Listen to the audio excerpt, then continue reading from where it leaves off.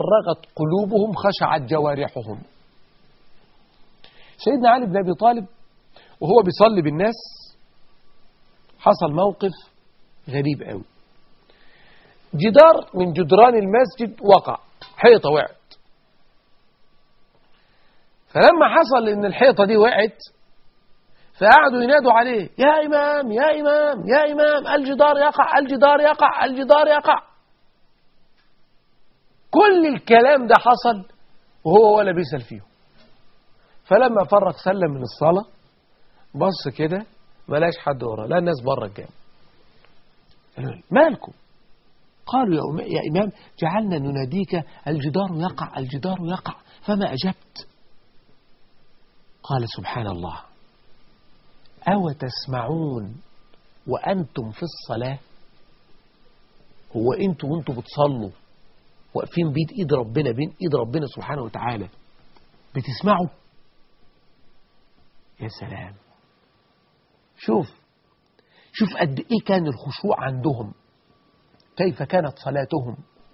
ليه وصلوا المرحلة دي؟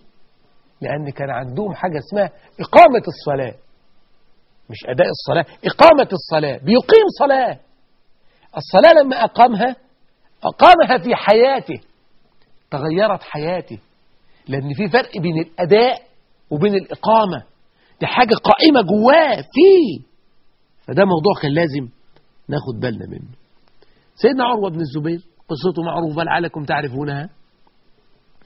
لما أرادوا قطع رجله قالوا: نعطيك مخدر؟ قال: لا، ما أخذ شيء يغيب عقلي عن ذكر الله، ما أخذش حاجة تغيبني أبدا عن الذكر. أنا عايش طول ما أنا بنبض في الحياة أقعد أذكر ربنا على طول. قالوا: طب نعمل إيه؟ قال لهم: ولا حاجة ولا حاجة، هنعمل إيه؟ وأنا بصلي اقطعوا رجلي. فلما فرغ من الصلاة وكانوا قد فرغوا من قطع رجله منذ فترة فنظر إليهم قال: أفرغتم من قطعها؟ كأنه لم يشعر بشيء مما فعله الأطباء وهم يقطعون ساقه. هذه درجة المقربين، هم دولك الناس اللي كانوا قريبين من ربنا، هم دولك الناس اللي التصقت الصلاة بقلوبهم، هم دولك الناس اللي أقاموا الصلاة، هم دول الناس اللي أقاموا الصلاة إقامة حقيقية، إقامة فعلية. هم دول درجة. الدرجة اللي تحت منهم شوية درجة إيه؟ درجة المفلحين اللي ربنا قال عليهم: قد أفلح المؤمنون الذين هم في صلاتهم خاشعون. يبقى دي الدرجة الثانية اللي بعدها، اللي هم المفلحين، اللي هم عندهم فلاح، اللي الصلاة أثرت فيهم. مش أثرت فيهم بقى في واحد بيصلي الصلاة تأثر فيه هو بس، دي درجة قليلة مش عالية. إنما اللي أعلى منها إن واحد يصلي صلاته تأثر في اللي جنبه. خد بالك، أنت بتصلي عشان تعمل شبكة متكاملة، أنت بتصلي عشان تخطف قلوب تخطفها الشيطان تصرفها إلى الله.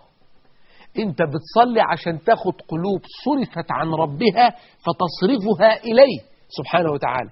بعد ما كانت راحت بعيد رجعت تاني، وراحت فين؟ ورجعت لربنا سبحانه وتعالى. خلي بالك قوي من الجزئية دي. احنا مش بنصلي عشان الصلاة وبس، مش الصلاة وبس. فدي كانت درجة المفلحين. مين المفلحين؟ اللي الصلاة بتاعتهم أثرت في غيرهم مش فيهم هم.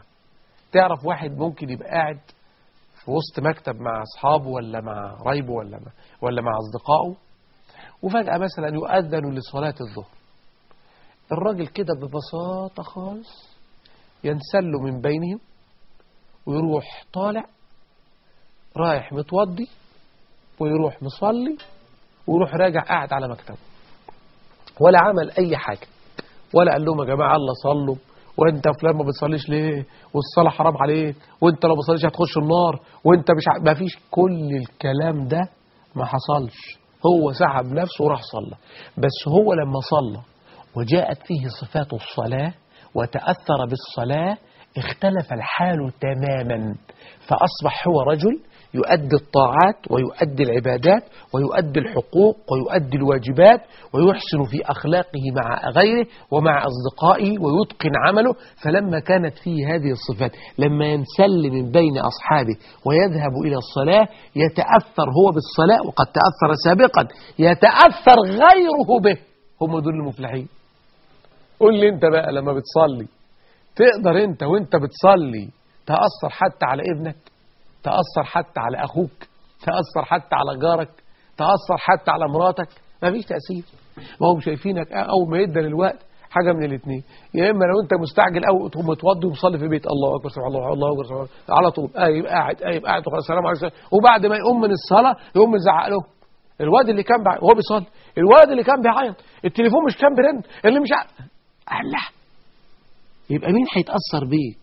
بقول لك سيدنا علي بيقولوا له الجدار بيقع، الحيطة بتقع، وعمالين ينادي عليك وانت ما بتردش علينا. قال سبحان الله: هو تسمعون وأنتم في الصلاة؟